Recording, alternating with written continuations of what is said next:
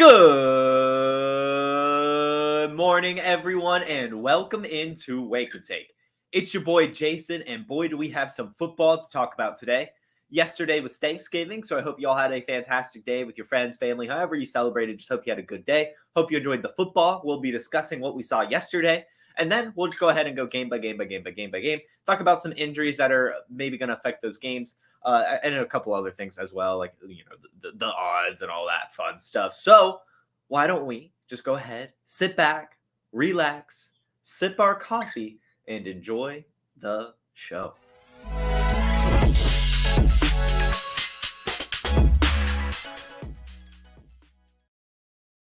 Get too far going, I do have a guest with me today. This is Pip the Cockatiel, as he's made a couple guest appearances.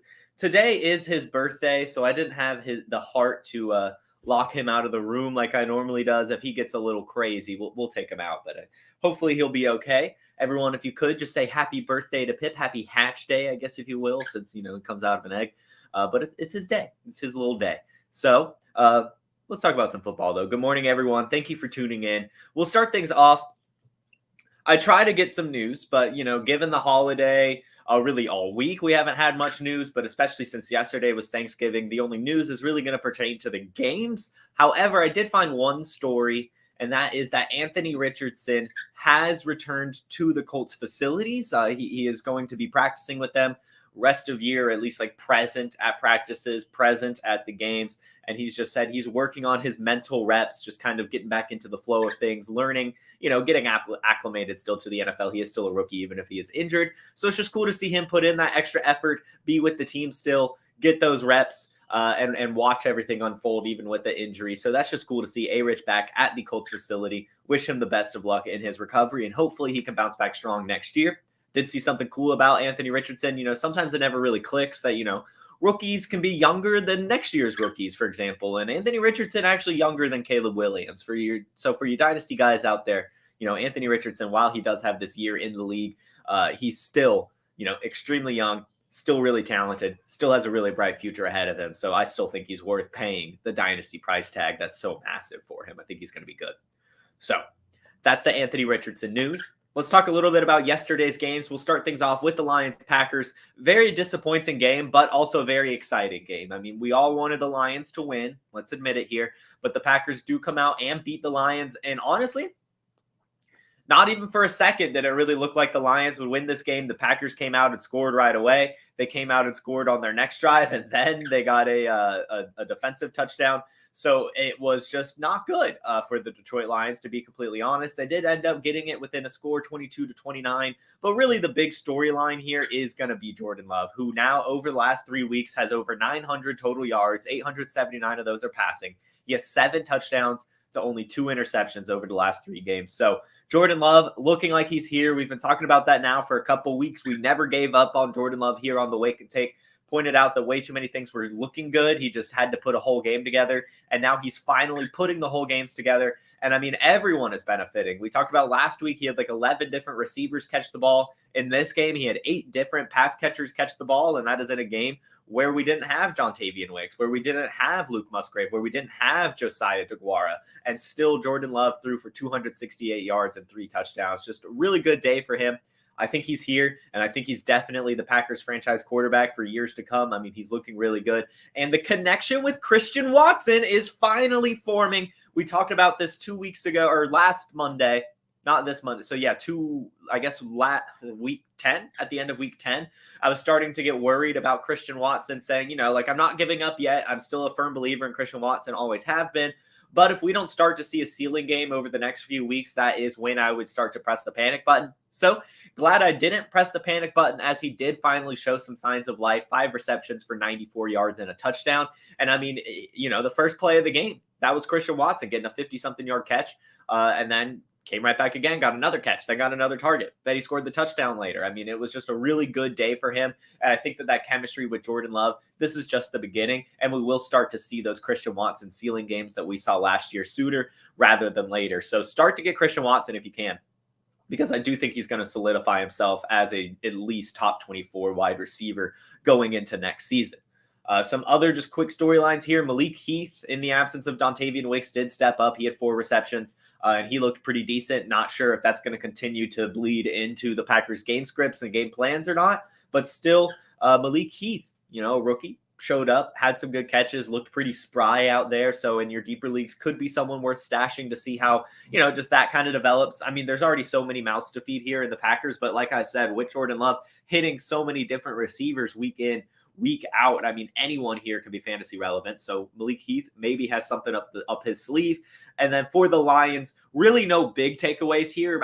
Pretty much everyone on the Lions did what was expected. Goff had 300 yards. David Montgomery got a touchdown. Gibbs had 4 receptions and over 70 yards. Jamison Williams had a big splash play. Sam Laporta, he had his 5 receptions and a touchdown. Craig Reynolds and Khalif Raymond, both of those guys showed up. So the Lions did all show up. Just wasn't enough, and they were too slow to get started as the Packers came out firing on all cylinders, and ultimately, that's what wins them the game. The Lions, of course, though, will bounce back, and if you want, you can still try to buy Lions players, but I know that their price isn't really changing here. So the next game we had was the Cowboys-Commanders. Absolute bloodbath. Cowboys came out there and slaughtered the Commanders. Really, the only Commanders takeaway here is that Curtis Samuel is still really relevant. He had 100 yards in this game. No one else had more than 52. That was Jahan Dotson. So Curtis Samuel, he's startable week in, week out. The dude just keeps getting volume no matter what. It is crazy.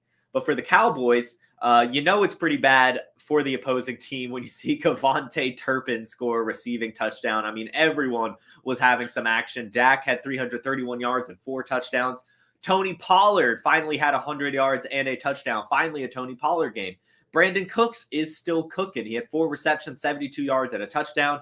CeeDee Lamb got himself a touchdown. He has now 5 touchdowns over the last 5 games. He is just absolutely on fire, along with the rest of this Cowboys offense. So, hey, if you tuned into Trade Gods on Wednesday on Thanksgiving Eve, you got yourself a good tidbit here, as I did say to buy Tony Pollard because I felt like he would rebound. And even with Rico Dowdle scoring a touchdown, Tony Pollard still had a really decent game. So I do think he's back. I do think that he's the Tony Pollard that we've been waiting for. And it's going to be exciting rest of season as this Cowboys team makes their playoff push. It's going to be good. And lastly, this did come out before Thanksgiving, but Ron Rivera, we've already expected him to be on the hot seat, but it has been confirmed at this point. Commanders owner Josh Harris came out and said after this season, we will be evaluating Ron Rivera. I think that's the right move for sure. He's just time and time again just completely failing as a head coach after too many years of tenure. So looking like he'll be leaving the Commanders, and that's probably a good thing. The last game we had yesterday was the 49ers Seahawks, yet another game that just was not close, partly because the Seahawks were a bit banged up. Kenneth Walker being out is a huge blow. Zach Charbonnet is just not that good of a running back at all. He had himself 14 carries for 47 yards and 4 receptions for 11. So, it's a decent day. Good usage. And it's especially surprising given that Kenny McIntosh had no touches. That was something that was reported earlier in the week that Kenny McIntosh should get some usage with Walker out. But that didn't happen. It's good and it's encouraging if you own Zach Charbonnet that he's the one getting all the usage with Kenneth Walker's injury. But still, he's not really good enough. It is a tough 49ers defense, so we're not going to write him off completely here. But still slightly disappointing. But, however, Zach Charbonnet had the most yards out of really all the entire Seahawks. Geno Smith only had 180 yards.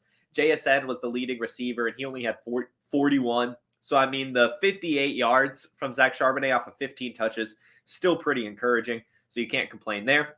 And for the 49ers, while Brock Purdy finally had a pedestrian day, this had to happen again eventually. He was on fire the past couple of weeks. The 49ers still completely dominated. Christian McCaffrey had 100 yards rushing and 2 touchdowns. He also added 5 receptions. That's Christian McCaffrey's stat line. And Deebo Samuel bounced back as well. Another player we talked about buying on Trade Gods Wednesday night. Deebo Samuel, a really good piece to try to get if you're competing. Just because he's the cheapest option in the San Francisco 49ers, but still one of the better athletes in the entire league.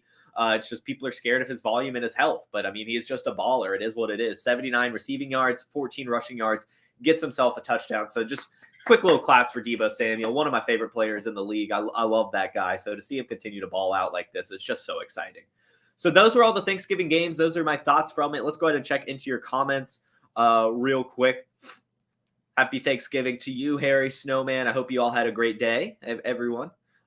Is Anthony Richardson worth the Godfather offer? Yes, I would say so. I really do think it's worth paying up for Anthony Richardson. Harry Simmons says, I think Reed is that guy. That TD catch was amazing. It was. And even more important, that throw from Jordan Love was amazing. If you want to check it out, I did post it to our Twitter this morning, the Player Profiler Twitter. Go check it out. I mean, what a window that Jordan Love fit that through. So really, really good performance from Jordan Love and really the rest of the Packers. So good day for them. Pretty cool. Pretty cool. I see a lot of start-sit questions. We'll talk about some of those after I go through. We'll talk about every game. I'll answer some of your questions, but we can't get to them all. We have start-sit on Sunday that you could tune into for sure. Let's start talking about Week 12. First off, we have a Black Friday game. So we're having the Dolphins taking on the Jets in New York. The Dolphins are still favored by 7.5 points, but Devon Achane is not expected to play. There was still an outside chance that he could do it, given the injury that he picked up on Sunday was not told to be serious, and he was picking up limited practices all week, but the Dolphins are taking their time here, and I think that that's the best decision possible. So still use this window to buy Devon Achane because, again, the Dolphins taking their time here suggests that they want him at 100%. And also, they don't need him to beat the Jets. The Tim Boyle-led Jets are not going to be good. I think the Dolphins easily cover the 7.5 point spread. And it's going to, just come down to Tyreek Hill absolutely slicing up Sauce Gardner. Wide receiver twos have not had good days against the Jets. Jalen Waddle may have just a normal game again. But either way, all of these Dolphins need to be started. They're going to look good. And I mean, for the Jets, I think I'm not going to be starting Garrett Wilson this week, but I will be starting Breece Hall. I mean, obviously you've got to start Breece Hall week in, week out, but still, some people would be thinking about it with Tim Boyle under center, but I think Breece Hall should still get a ton of receiving usage, but still look decent on the ground, even if it comes down to garbage time. So look for Breece Hall to still have a good game here. And I'm going to go with the Dolphins to win the game. The next one we have was the Jaguars Texans. This is in Houston, but the Jaguars are favorited. An injury here is that Noah Brown is not practicing this week. One thing to note when I talk about these did not participate, these do not practice people that missed practice this week. Yesterday was Thanksgiving. So a lot of these DMPs come on Wednesday. So it's been a couple days since then. It's possible that a few of these players maybe could have gotten in a limited practice on Thanksgiving if it wasn't Thanksgiving. So while do not practices is extremely concerning and not what you want to see, it is still possible that it's not as severe as it is in weeks past. So for the most part, when I mention these DMPs, just keep monitoring them instead of expecting them to be out. And Noah Brown's case, I probably do expect him to be out given he missed last week as well and still not practicing at all. But still, just keep your eye on it for all of these people that I say did not participate in practice. Who do I think will win this game? I mean, I honestly do want to go with the Jaguars here. I think that obviously the Texans are playing really good football, but I still think the Jaguars are the top dog in this division. And it's going to take next year, I think, for the Texans to try to win it. Of course, still within an arm's reach. If the Texans win this game, I wouldn't be surprised if they go on to win the division. But I'm going to pick the Jaguars. And again, in this case, start them all. Start all your Texans. Start all your Jaguars. This is a game I'm most excited for. I mean, literally anyone you have, start your Calvin Ridleys, start your Zay Jones, start your Evan Ingrams, right? I mean, just get them all in your lineups, get all your Texans into, of course, your Tank Dell, your Strouds. I mean, this should be a shootout given it's a divisional matchup and given these offenses have looked really good the past couple weeks. The next game we have is the Saints-Falcons. And for me, this is so exciting that I get a weekend where not only my Michigan Wolverines get to take on the Ohio State Buckeyes in the game, but I also have my Atlanta Falcons taking on the Saints. I get rivalry weekend, so I'm pretty excited about that. The Falcons are favorited. I definitely think the Falcons will win this game. Michael Thomas landed on IR earlier this week, so they will be without him. Not that that's a big blow. I think they'll be fine with Rashid Shaheed and A.T. Perry and still just using Juwan Johnson, Chris Olave, Taysom Hill, Alvin Kamara. So I don't think the biggest blow in the world, but still going to hurt a little bit. For the Falcons, Mac Hollins did not practice, so potentially look for Kaderil Hodge to continue to get some usage. This will be Desmond Ridder getting the start again, as we talked about. I'm pretty excited about that. I do think he adds some sort of identity to this Falcons offense and makes it run and click a little bit better. So I think that'll be good overall for everyone.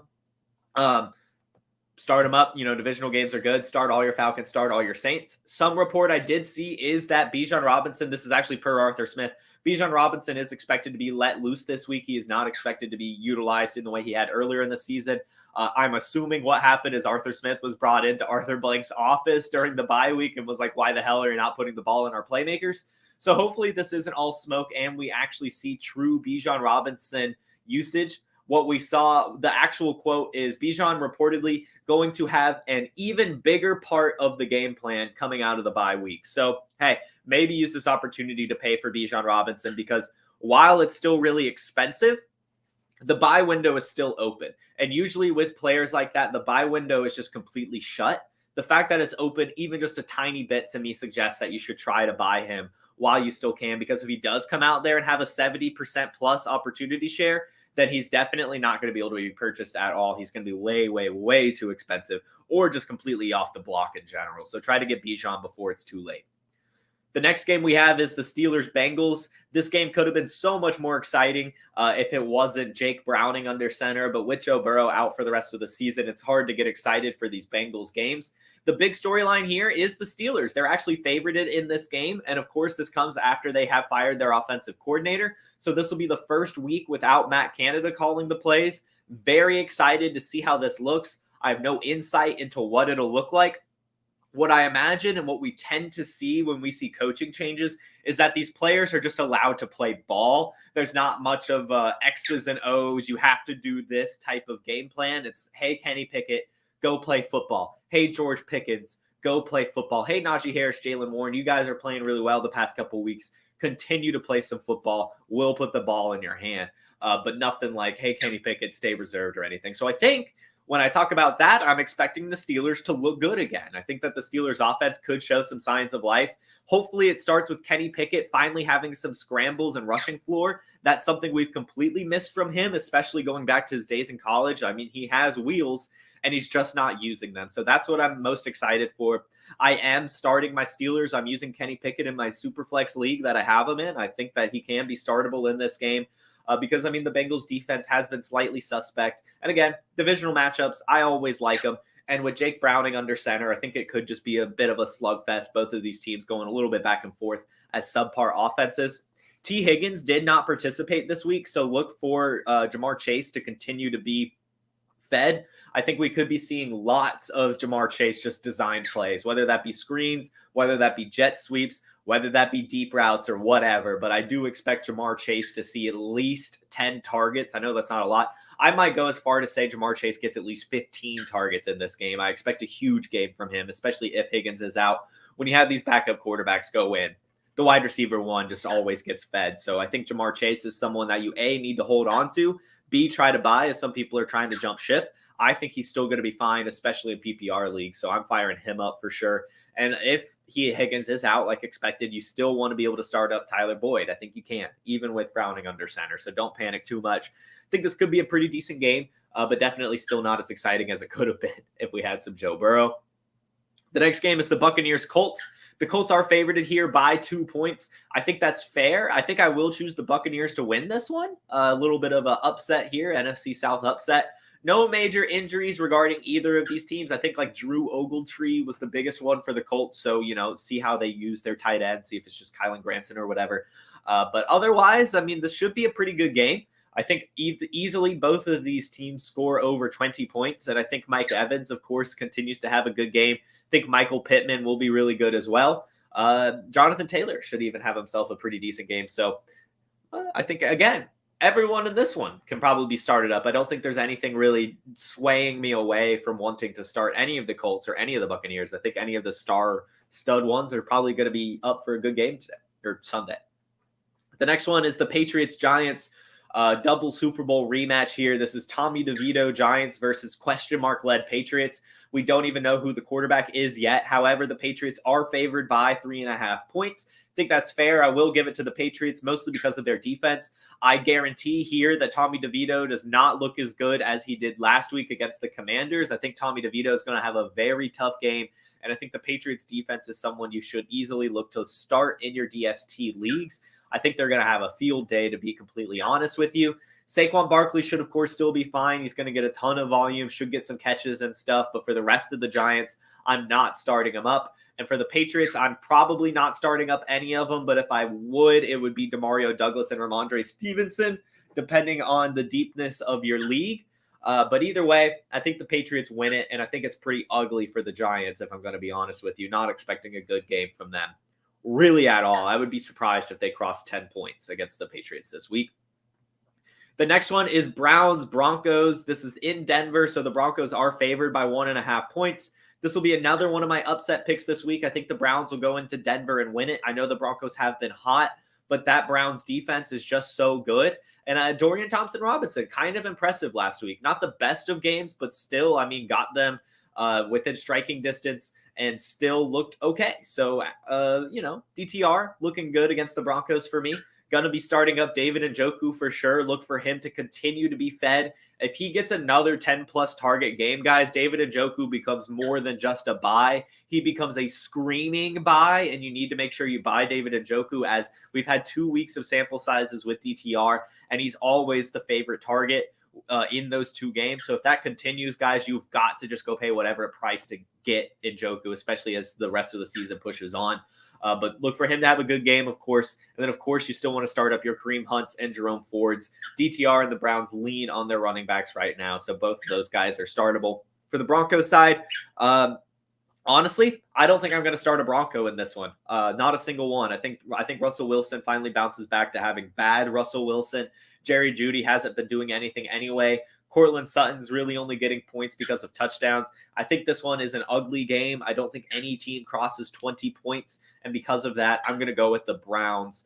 And I will be starting Njoku, Ford, Hunt, and maybe DTR and Superflex, to be completely honest with you, depending on your other options. The next one is Rams Cardinals. This one has no favor right now. It is even odds. With that being said, I will be picking the Rams. We have some injuries here that look concerning to me. Marquise Brown did not practice. Michael Wilson did not practice. And if both of those guys are out, the Cardinals do not have a good wide receiver core. We're literally just talking about Rondale Moore and Trey McBride, which is fine. But to me, that's not enough, especially with James Conner really not looking as explosive as he once did. He's, of course, still getting it done, but not quite in an explosive or exciting fashion. So I think the Rams win this game. Kyren Williams will be back. Cooper Kupp should be playing. He's on track to play after picking up limited practices all week. So while we were concerned, he did get marked as day-to-day. And with him limited practicing, I think he'll be there. And so give me the full-strength Rams over the 60% Cardinals in this one, even if it is in Arizona. I will say, though, I mean, definitely if Michael Wilson or Marquise Brown are out, you can start Rondale Moore. You can start Greg Dortch. Listen to me right now. If Marquise Brown and Michael Wilson are out, go pick up Greg Dortch, the Torch. He should have a really good game. We saw him have 70-plus yards last week and show some promise again. That was a guy that was really good connection with Kyler Murray last year, and we saw it happen last week. So if both of these wide receivers are out, I can't imagine Greg the Dortch Torch doesn't continue to get it done. So look for him. And then, of course, you've got to fire up Trey McBride. I mean, I'm firing up everyone in this game. I think it'll be a good one, but I am going with the Rams to win it. But yeah, start all your Cardinals that you have. Start all of your Rams that you have. They should be good. I think even Tutu Atwell. If Cooper Kupp is less than 100%, we could be seeing a little bit of a decoy Kupp. So, Tutu Atwell and Puka Nacua might be good flyers and some deeper options, and maybe in DFS, in my opinion. The next game we have is Chiefs-Raiders. The Chiefs are actually favored by 8.5 points despite sucking the last few weeks. Mecole Hardman is not expected to play with his thumb injury. He did not practice. So the Chiefs are going to be without him. Not that that's that big of a deal, but still the Chiefs 8.5. I think the Raiders cover, but I do think the Chiefs will win this game. The Raiders playing really well. Again, you're going to start them all up. You want to start your Jacoby Myers, your Devontae Adams, your Josh Jacobs, even down to your Hunter Renfrows probably in some deeper leagues. And on the Chiefs side, kind of the same thing. I mean, you're of course starting Kelsey and Mahomes, but Rashee Rice is probably in for a good game here. And that's actually probably it. Probably just Kelsey, Mahomes, Rashee Rice, and Isaiah Pacheco, of course, as well. But again, I think the Chiefs will win this game. But I do believe the Raiders will cover this one. 8.5 just feels a bit too high for how the Raiders are playing and how the Chiefs are playing on the other side as well. The next game, we've got a massive shootout. Excited for the Bills-Eagles. This is the exact type of game where you want to start everyone. This slate in general, I know I've said it a lot, this slate just has a lot of good games, but it's capped off by the Bills-Eagles. Anyone in this game. James Cook, DeAndre Swift, Boston Scott maybe, right? Kez Watkins is to be activated off IR. He could probably be thrown into some deep league lineups, especially maybe DFS with his speed and the fact that Dallas Goedert is out. Grant Calcaterra still did not practice, so it's looking like it'll just be Jack Stoll and Albert Okuegbunam again. If you want to take the flyer on O, just because in your deeper tight end leagues, sure. But we saw 0 targets for him last week. I can't imagine that changes.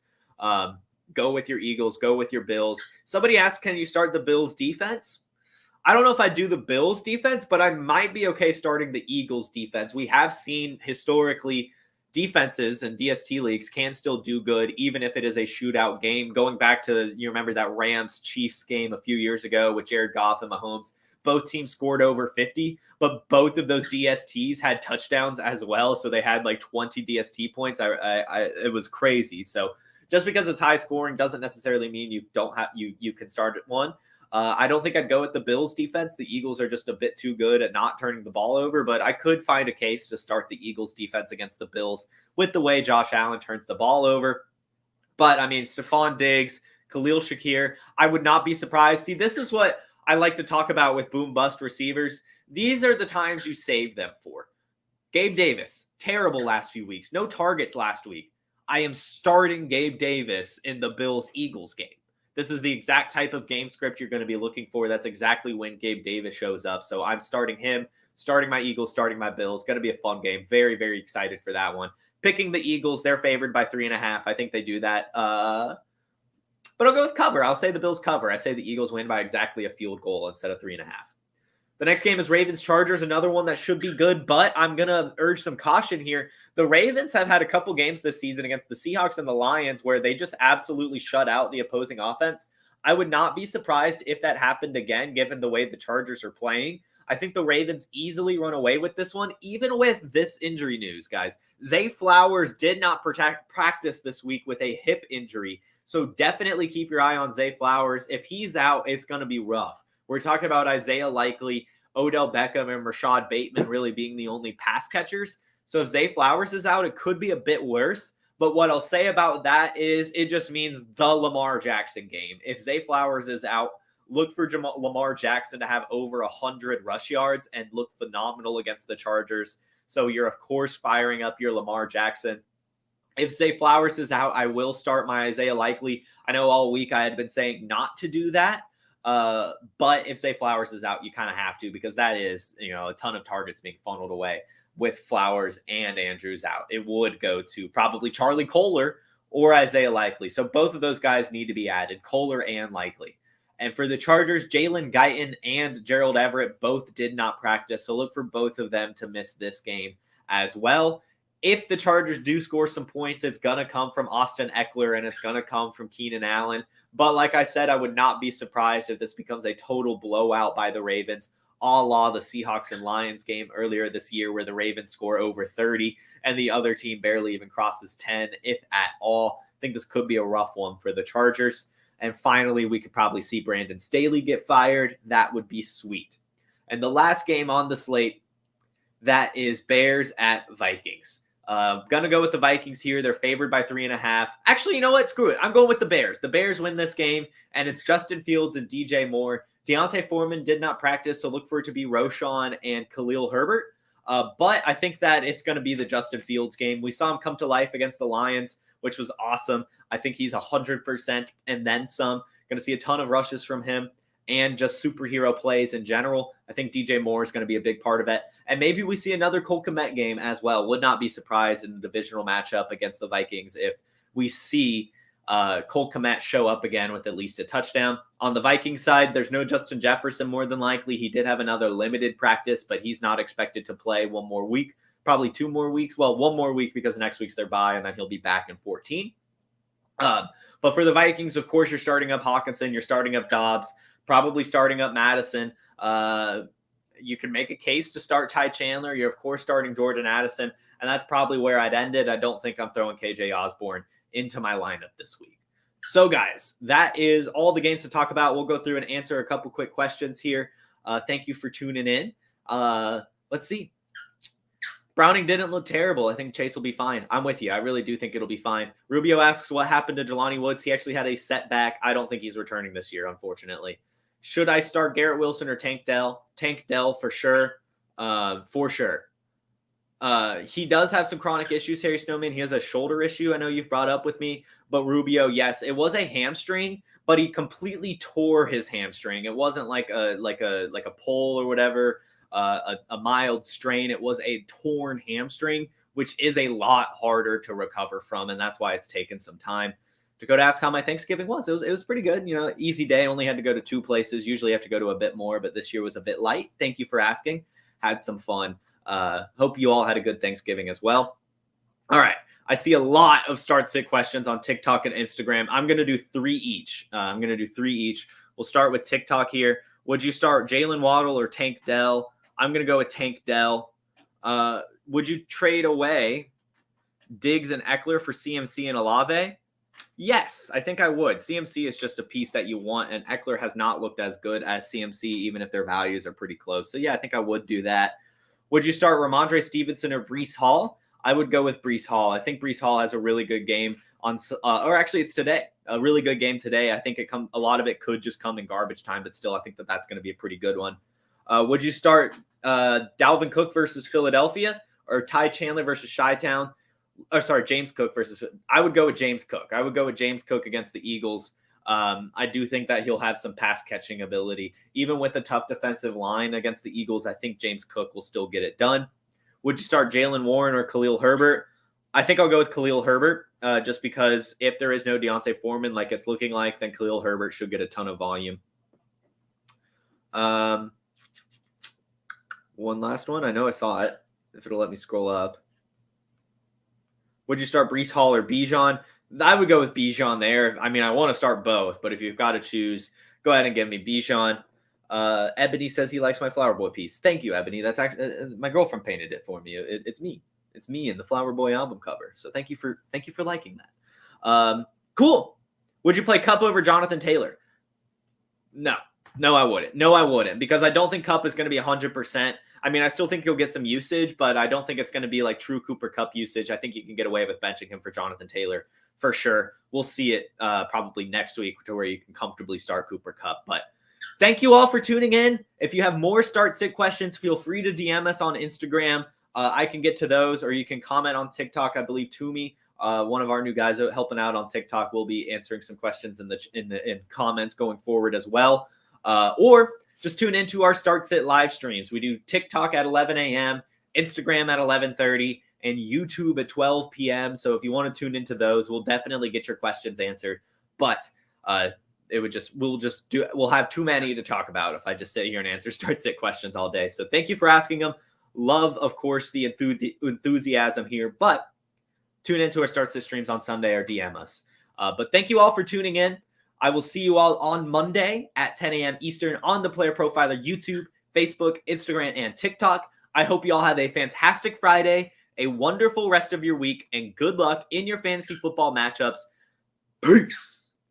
Hey, I want to take a moment to thank you for tuning in. It's important to me that all of our media be free. This is only possible because of you allowing a true independent sports media enterprise to thrive unlike any other in the business.